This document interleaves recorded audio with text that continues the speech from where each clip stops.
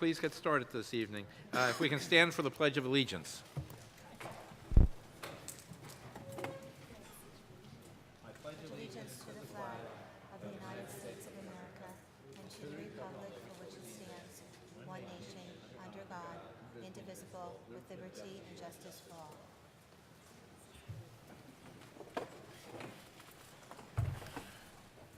all. Okay, the purpose of tonight's meeting was to sort of review where things were last year with the previous board and everything, how we got into the situation where we were, and going over some of the facts and the figures. And Mike, you were going to put a presentation together then for us to sort of walk us through where we are, why we have the shortfall and everything for tonight. Okay? So we'll start with last year, at the end of the year. Okay. Well, I'll attempt to do that. The key word for tonight, and as a reminder to all the board, if you recall, those that were here last year, at this time, when we were doing the budget, the district was doing the budget, the key word was unsustainable. And I think it's no secret moving forward that things needed to be done immediately at that time for the development of the 2012-2013 budget.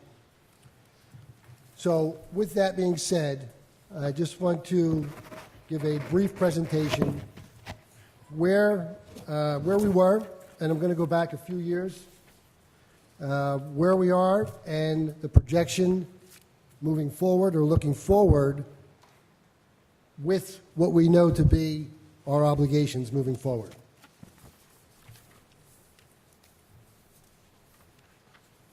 Just make sure. So we'll go back to the 07-08 school year. Now what we have here is a synopsis of all the staff throughout the district by category, and the number of staff and the associated salaries. And that was in 2007, 2008. The next couple of slides, and I will be brief with them, I'm just going to go through what occurred from then until now. In central administration, we had 16 staff members. Projected for next year, we're looking at 9.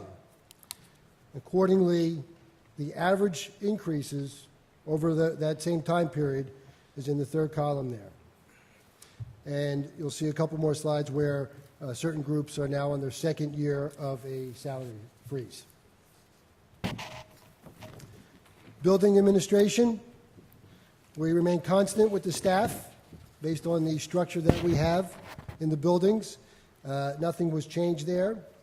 Again, 2 years of salary freezes. Act 93, which encompasses supervisors, tech administrators, special education department, staff, school police, and head custodians. Fairly constant. What we're projecting moving forward for next year is basically a drop of about 3 from 4 years ago. And again, you see the average increases each year with the 2 years of salary freezes. Administrative professionals, they are the clerical and secretarial pool of the bargaining unit of the district. Back in 07-08, we had a staff of 63. Projecting forward for next year, we're at 61. Fairly constant. And again, this is also a bargaining unit that took a 2-year freeze. Custodial maintenance staff. There were some jumps in the 8-9 and 9-10 school year. My understanding was that there was a new building that solicited that increase. And moving forward for next year, we are projecting reducing 10 positions. And you see the average increases over the last few years.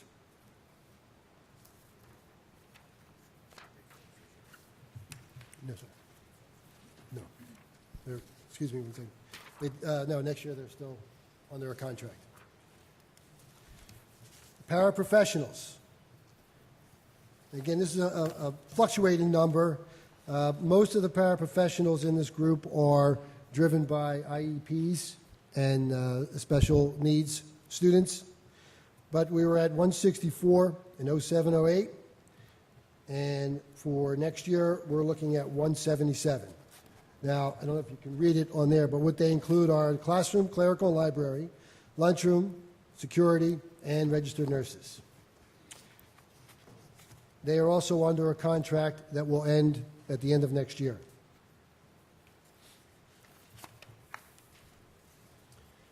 Teaching staff.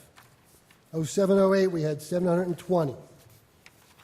With the projected cuts that we are looking at for next year in the current version of the budget, that number will drop down to 659 teaching staff.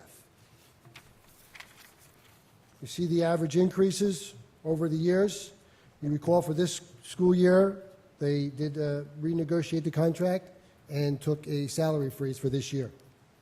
And next year, the projected increase is 6%. And just a little history on the contract. Under the first 3 years of the contract, before it was renegotiated, this graph shows the percentage of staff members and the corresponding increase, total increase over those 3 years. And you see the largest portion of the pie, 53% of the teaching staff received increases, total increases for the first 3 years of $20,000 to $25,000. I guess we can have questions at the end. We'll go through. One of the discussion items from a previous meeting was percent staffing district-wide of salaries for the budget. And if we go through, we can see that the teachers make up 77% of the budgeted salaries.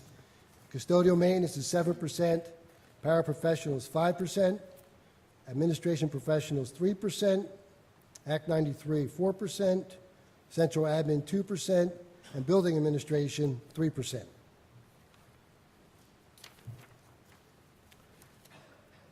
Summary. We'll just go through real quick. Central administration, 16 to 9, represents a 44% reduction in staff. Building administration, no change in staff. Act 93, 6% reduction in staff. Administration professionals, 3% reduction in staff. Custodial maintenance, even with the reduction moving forward for next year, from 07, 08, there's still a 10% increase in the custodial maintenance staff. Paraprofessionals, 8% increase in staff. Teachers, from 07, 08 to the projection for next year with the 46 projected cuts, we're looking at an 8% reduction in staff over that time period.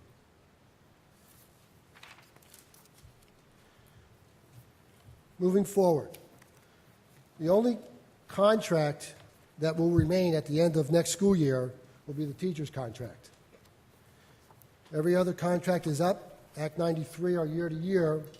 So in order to anticipate a budget shortfall or a projection or where we're going to be, the only thing I'm including are the known entity, which are the salaries associated with the teacher's contract. So for 13-14, and again, this is based on the reduction in staff for next year, projected forward for 13 and 14, we're going to be looking at about a $2.5 million increase for salaries. Accordingly, in 14-15, that goes to over $2.5 million for the increase. Based on that increase and the current salaries for all the other groups, that we are not projecting any salary increases at this time, we all know that the pension contribution, the obligation from the district, is going to rise again. This year it's 8%, 8.5%. Next year it's going to 12.4%.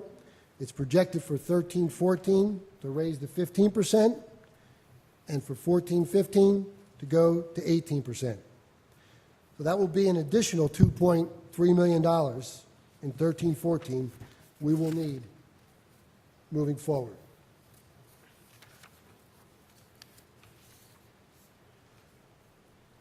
So what do we look like moving forward? Based on what I just presented, we're looking at projected budget, and again, this is not increasing anything else, just salaries that we know and pension obligations based on current salaries and the salaries we know. We have a $138.5 million budget we're looking at for 13-14.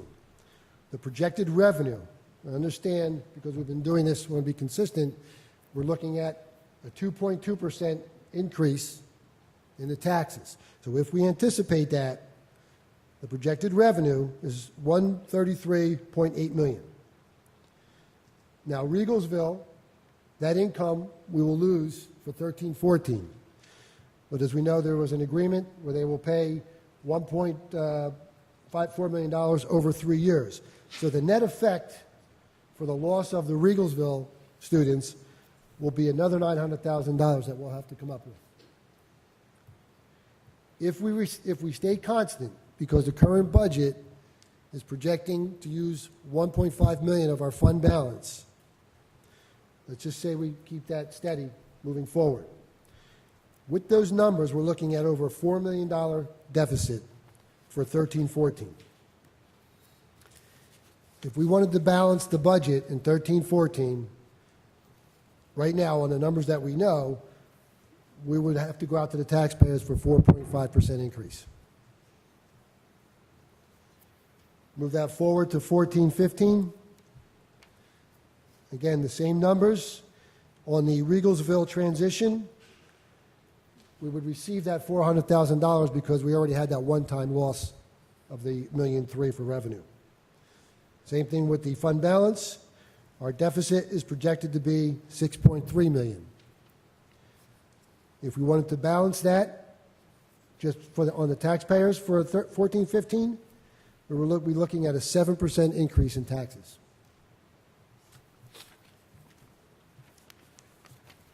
So at this point, I'll open it up to discussion or questions. You want to...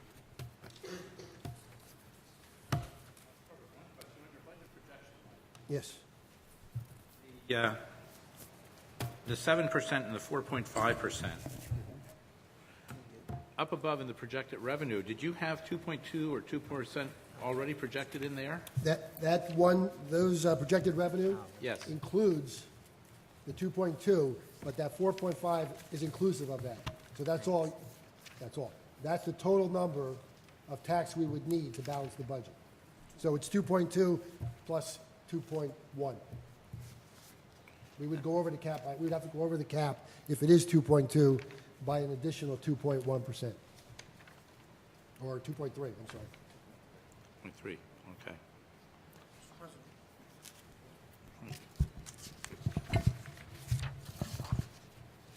But with that being said, you're not sure what the state cap will be next year or the year following that.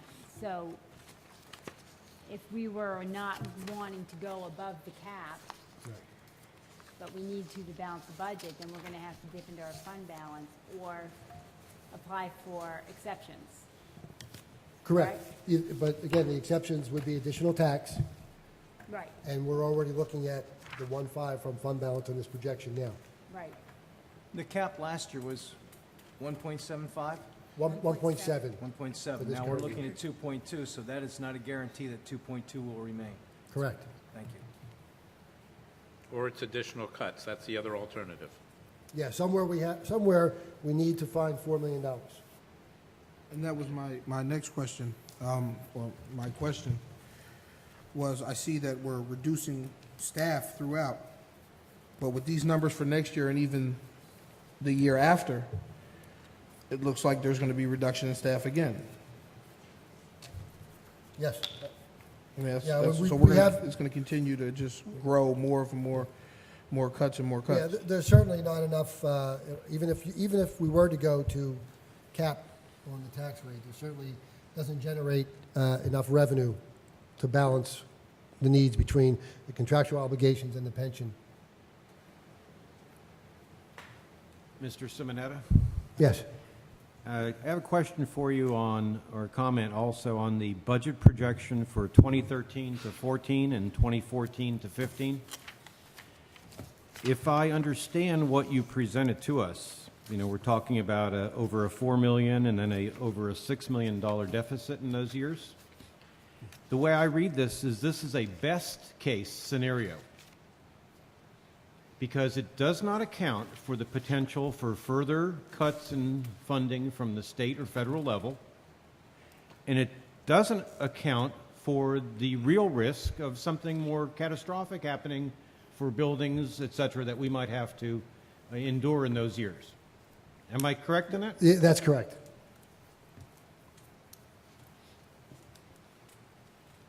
And that's also an assumption as well, that all the other units that have negotiation, or are going to be coming up for negotiations, would take a zero at this point in time.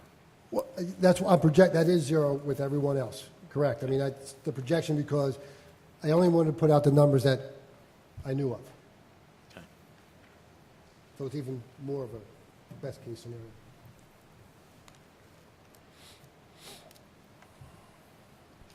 Mr. Simonetta, if I can ask you, what do you plan, what are your plans? I mean, I know you have some plans laid out that you plan on looking through with your staff from the 23rd of May after the budget is passed, going on till next year. Do you have some plans you're already thinking about looking at and some ideas that you could share? I don't know if I want to share anything, but I have a folder about this thick with a lot of suggestions, a lot of items that we've all talked about, that we're continuing to talk about. But as I said last meeting, we need to do a little research and make sure that whatever we're going to project to save or cut, that we can do with our plans, what we want to do. I mean, when I look at 13, 14, 14, 15, 1.5 out of the fund balance both times, so that's 3. We're taking 1.5 out this year, which will leave us with about, what, 8.5? If you're taking off of that 13 million, yes. Correct. So we'll leave about 8.5. Raising taxes 4.5 next year, 7.0. I think we really need to get to work, because there's no way I could vote for that tax increase. And please, Or the fund balance, so we can't drain the reserve. please, don't, I don't want anybody to misunderstand me that I'm recommending that we do a 4.5% Right, tax right. increase. That's just You're what just giving the a numbers. number, Right. if we wanted to balance the budget that way. And then, again, the taxes bother me, the increases, but also the 1.5, 2 years, 3 million, that's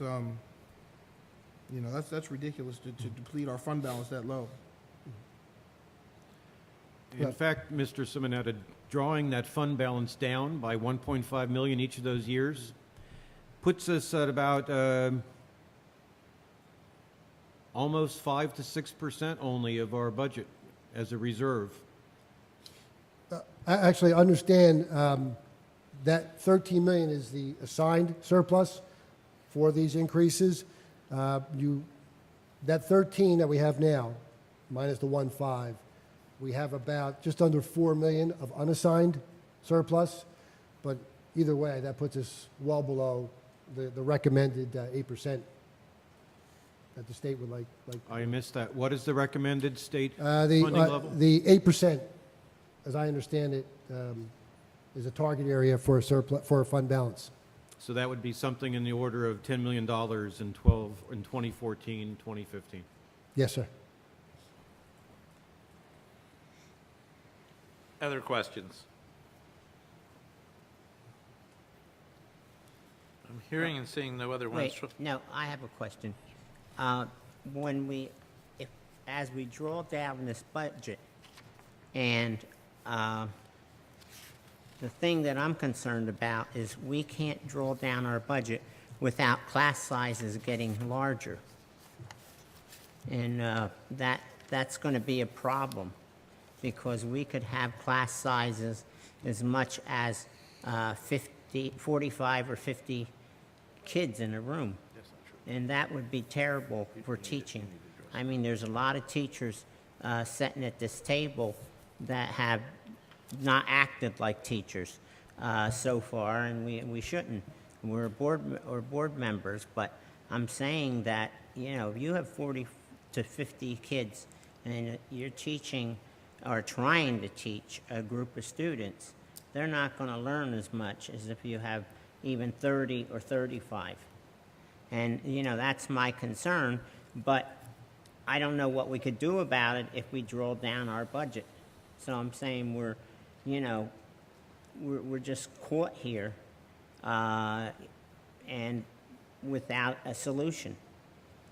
And not blaming you, because you can't do this, and the state has to, in some way, give us a break or more money than, you know, saying we got 2%, or last year close to 1.9, and this year 2.2. I mean, they're not realistic at all.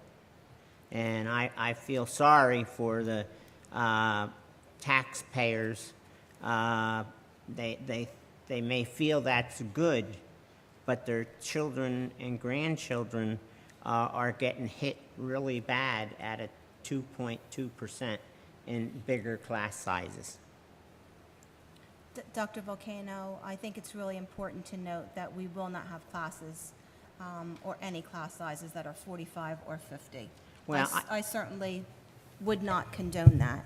In fact, our class sizes on an average are in the 20s. We have some that are in the teens, and we have some that are in the mid-20s, and we have some that are in the higher 20s. But as a result of any of these proposals, we will not have class sizes that will come anywhere near a 45 or 50. Okay. Well, I'm not saying now, but in the future, if they continue to cut us, and we look 5 years down the road, we don't know where we'll be. And it will be no fault of you, the superintendent, or anybody else, you know, who's in a position that has to regulate class sizes. If you continue to have the contractual obligations, essentially what you're going to do is revisit cuts every year, and the reality of the cuts, it now becomes not just cuts, it becomes programs, correct? That's correct.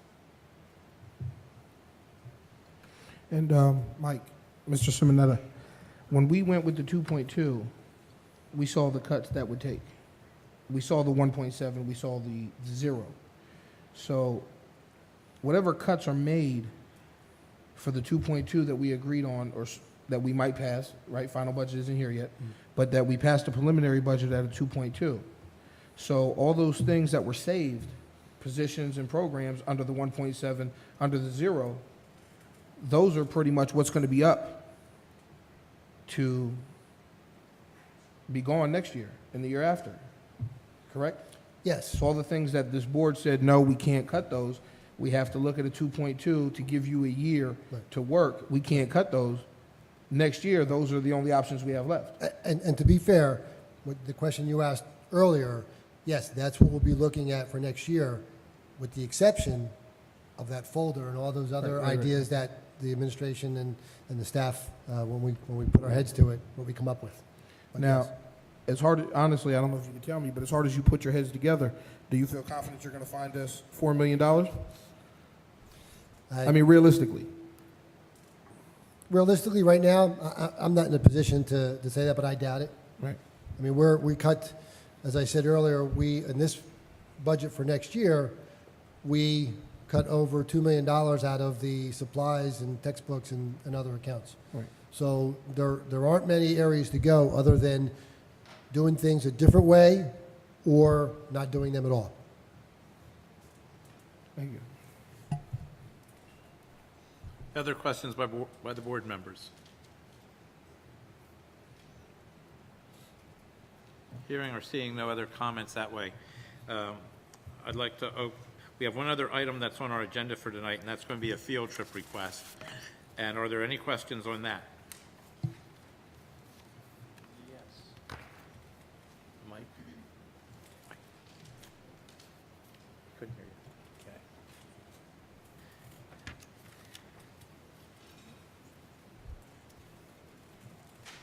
Question on the field trip. On the Beverly Klein Porsche Logistics Services, I go down to cost, and I have a, not a lot of cost, 121.62, but does this come out of the tech prep budget? And I guess the question then would be, is there still a tech prep budget? And because we cut the program director a few years ago, are we still receiving money from the state or the feds? And I doubt if it's the feds because they don't give education anything. I think those things need to be answered based on the cutting of that position. Was that a paid position by our district, or was that a position that was a grant? And the dollars we had coming at that time, are we still getting those dollars now through NOCTI testing and keeping records on those kids on an individual basis? So I'm just curious if that measly $121.62 comes out of, quote, a tech prep budget, or how is that in the cost factor? I don't know if anybody can answer that.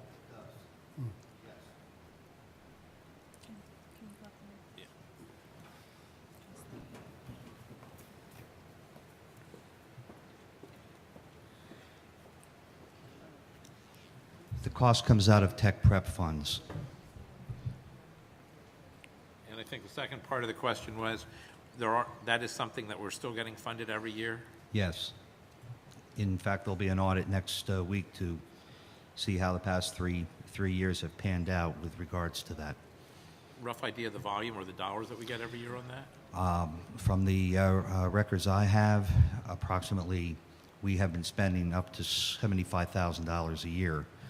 I think the business manager, maybe at a later time, could probably update us on exactly what that funding is, but I can tell you each year in the past, it was a very nebulous fund.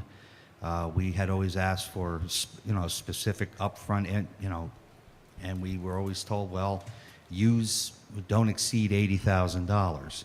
And even at the time we had our tech prep coordinator, she had the same type of a budget, where we didn't want to exceed a certain amount, but we were never really told to the dollar how much came in. We were basically told, this is what you have to spend, or this is what you can spend, not have to spend it. Was her salary based on a grant, or was that a district portion? It was my understanding that her salary was to be paid from the proceeds, but again, that was information that was never really clarified with any of us by the outgoing business manager. But those were questions we had asked. We were told that, yes, it is paid from those funds, but we were never, we never received that in writing or in any sort of memo. Being an ex-principal, I know the tech prep program was extremely valuable, not only for field trips, but also for equipment in the variety of areas where we could do tech prep, which is computers, tech ed, family consumer science, business. And there were quite a few dollars flowing into the district. Now, I don't know what those dollars are, but I would wish we could go back and project the last maybe 4 years and see, one, how she was paid, two, what we got at that time up till now, if there was an increase or a decrease, and what we need to do to continue a top funding mechanism, if there's even a top funding mechanism available because of our outstanding educational programs, not only at the state level, but also at the federal level. Thank you. I will just add to that, we did look at that when some questions came up. At best, the funding from the history that I've seen has been inconsistent. Last year, we didn't receive anything, but this year we received so far about $150,000. So we will go back and look at that and do a little history. Thank you, Mike. I appreciate that. And thank you, Steve. Sure. Mr. First, I have another question. On the document that I'm looking at, there's no indication of how this, how the busing is going to be paid for, if it's district, PTA, student, or other. Nothing is checked. Nothing is, because if it's not in the notes section, it'll actually come from a tech prep account. Okay. But it's not being paid for by PTA. In fact, I had asked the same question, why isn't that totaled? At that time, they were not 100% sure how they were going to arrange that transportation, but I wanted to bring the field trip here to be approved so that whatever they decide to do, they at least have permission to do it. So that's something that I'll follow up on yet this week. Okay, thank you. I would like to go back a little bit to a comment before. Number one, that coordinator was paid for by money that came in for the tech prep program. That was absolutely verified during our budget cut time 2 years ago when her position was cut. Her position was not being paid out of district money from taxpayer revenue. It was paid for by the money that came in from the tech prep. My big question would be, why was it a zero last year? Because if they had been doing appropriate reporting, it should not have been a zero last year. So I have great concerns as to why there was absolutely no money that came in from that. And it is documented. I mean, the money comes in after you report what students participated in that program for that prior year, and you get funded for the amount of students that participated in that program successfully, and the money comes in the following year. For some reason, 2 years ago, we had that position cut. We were assured, and I asked who was going to do the reporting so that we could make sure that we continued to get the funds for tech prep. And I was assured that it was going to be handled. And it's disturbing to me to find out that absolutely zero came in last year. That would indicate to me that the reporting wasn't done. And I have great concerns, and I would appreciate it, Mr. Simonetta, if you could get that information for us so we could see where we fell short. Certainly, and I will say, and that could be part of the issue why we received $150,000 this year if the budget was $75 a year, and we're receiving it now. But we will certainly get that information to you. Okay. Other questions? Thank you. If not, at this time, I'd like to open up the mic to the audience. I just ask that as you please come forward, state your name and your address, and also please sign the log that's up on the podium. Is there anybody that would like to address the board this evening? Not seeing any hands going up. Not seeing any hands. We're going to move on, and I'm going to ask for oh, there is one. Go ahead, sir.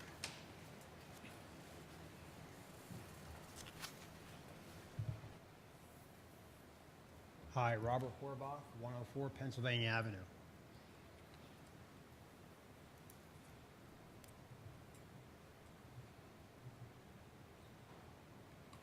I'm here tonight because I've been to the previous two meetings and I'm upset about your proposal to raise taxes to 2.2%. And as a taxpayer and a property owner of 3 properties in Easton, it affects me more than the usual property owner. The other 2 properties that I own are investment properties, and my long-term plans involved investing more into the city of Easton to buy, maybe an apartment complex or to renovate an old building and rent it out, remodel it, something that I've already done. And with the investment properties that I own right now, I have spent over $150,000 of my hard-earned income to not only improve the properties, but to improve the neighborhood, to get viable tenants in, and to create a healthy neighborhood. And I always thought that anybody who does something like that improves the quality of the community that you live in. And when I hear that the taxes are going to go up 2.2%, and then I hear tonight, you know, you need a 4% increase, 7% increase to satisfy your budget obligations without making cuts, I cannot even think about investing in another property in the city of Easton. And so my game plan has changed. My game plan now is to not invest into any more properties in the city of Easton and look elsewhere in the United States, because there are much better opportunities that I've already researched, and you know, I have some opportunities that I may make soon or may make sometime in the near future. But you know, you look at these numbers, you look at the pie chart, and the as a businessman, it seems like it's the only option you'll have in the future is to make cuts. And unfortunately, those cuts will have to, I mean, the only way you're going to survive the budget is to make cuts that involve the teachers. They make up the majority of the budget, and as a taxpayer, I mean, this looks to me like a war between the taxpayers and the teachers. Are you going to cut the salaries of the teachers? Are you going to cut the benefits of the teachers? Or are you going to continue to cut the taxes for the taxpayers? And that's really what it comes down to. And I think we all know that. You can nickel and dime with the janitors and the lacrosse programs and this and that. You're not going to save any money. You have to make significant cuts. And you know, I'm a businessman. I look at things from a business perspective, and I look at the future. You know, when you look at these pension obligations, 15, 18%, I mean, those obligations are unsustainable when it comes to a school budget. I mean, the property taxes, the majority of the property taxes that are at issue here are taxes that make up over 60% of real estate taxes. And, you know, I can afford it. But today in the news, U.S. homeownership has declined to 65.4%, which is the lowest in the last 15 years. Now, how are you going to get more people into homes if you continue to raise taxes? I don't see it. So tonight, I just wanted to address some of these issues, because in the previous meetings, you know, you hear from the teams and the teachers, and I didn't really hear a lot from taxpayers. I mean, we hear a lot when we vote, but tonight I just wanted to express my concerns. Thank you. Thank you. Mr. President, Yes. I'd just like to say Mike should contact the city and look into a program called LERTA, where you get so much off, and it is, I think, 20%. You start out with nothing, and then it's the first year it's 20, then it goes to 40, it goes to 60, 80, and then 100. So I think you should go to the Director of Development, okay, and see if you qualify for those amounts, and the LERTA program, it's called. And I think you do, okay? So I would look into it. If you can't find the right person, my name's in the phone book. My wife is in charge of the council person in charge of economic development. Dr. And Volcano. she will help you. To your point, Dr. Volcano, I think we might have led the gentleman astray there.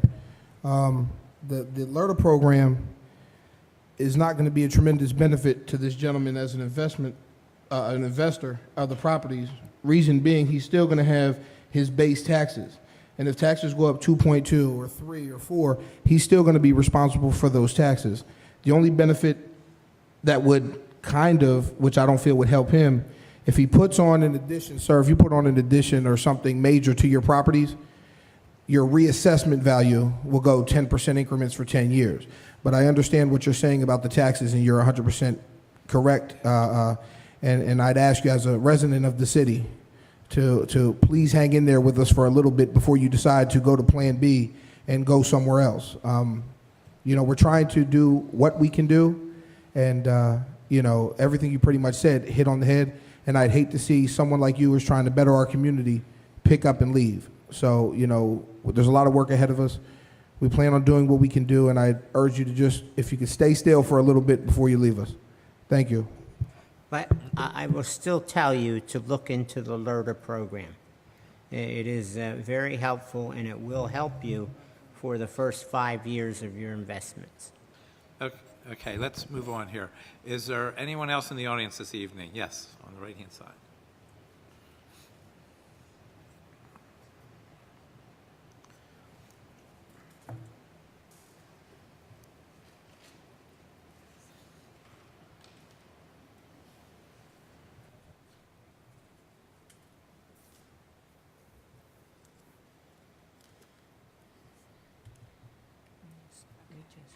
Hi, my name is Christina Lippincott. I live at 29 Brandywine Court. I'm a paraprofessional in the life skills room in Forks Township, or Forks Elementary, sorry. It's my understanding, and I want to maybe get this a little clarified, it's my understanding that there will be paraprofessional A cuts this year. And I was also under the understanding that it would not be special ed. Also under my understanding that when the district took over from the IU, took the life skills rooms over from the IU, that they were going to be saving money, that they knew that they were going to need to hire certain positions like paraprofessionals, and that it was still going to be saving them money. I'm worried because I just, about a month ago, received our seniority list of seniority. And I, as well as the 2 other paraprofessionals that were hired in the life skills rooms, are on the bottom of that list. My question to you is, if you have that list, what list are you going off of to cut positions? Because if you cut special ed positions, when you look off of that list, you won't see special ed. My position is listed as a learning support person, not a life skills person. So I then investigated a little bit and asked my union rep what I needed to do. They told me I needed to go to HR, so I went to HR. HR said, oh, well, there's no title of life skills. You're all under learning support. I said, well, what can I do about this? Well, you need to talk to your union rep. They should have done an amendment. Okay, so I go back and talk to my union rep. He says, well, no, we didn't do an amendment. Our contract is up this end of this year, we'll do something. Well, that's great, but now the board is looking off of a list that is not correct, and you're making uneducated decisions off of a list that's not correct. So I then was told by the union rep when I said this to him that, well, let's just see if there's any cuts. Let's see if. Well, I can't wait for if, because I may not be here to see the if. So I guess I'm asking, what list are you guys looking off of to cut paraprofessional A positions? Because it's not, the position titles are not correct. First, the board itself doesn't really look at any lists at all. Okay. That comes back to administratively where they actually make the recommendations. Once we set the budget, they end up having to make the associated cuts and everything to make the budget work. Okay. So it's really administratively where you're going to find that most likely between, I'll say, Mr. Castrovinci, Mr. Simonetta, and Dr. McGinley, that they work together on looking at the list, going through that, and, I mean, the one with the rules and everything is Mr. Castrovinci. Okay, because what, my understanding was what was supposed to have happened last year when the district took over from the IU, was that there was supposed to have been an amendment to our contract that we would have been our own category. We would have been paraprofessional A's, life skills. So in doing any of these budget cuts, we would not have been included in that because we were already saving the district money. So now, if you guys do make cuts in the paraprofessional A's, what will happen is my position probably won't be cut, but with all the bumping that goes on, I won't be here. And I was saving you money, as well as the people that are going to be hurt in all of this are the children. It's bad enough that if I need to call off to get a substitute, substitutes don't want to sub in the life skills room. So you're going to cut people who want to be there, and they're going to suffer. Thank you. Other hands? Other speakers tonight? Seeing none, I'm going to go back and ask for a motion to vote on the field trip. Can I have a motion?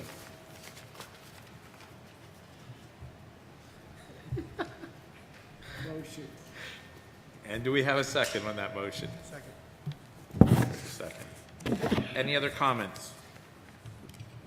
All those in favor, aye? Opposed? And at this point, I'll ask for a motion to adjourn. Have a second? Second. Thank you. All those in favor, aye? Aye. Opposed?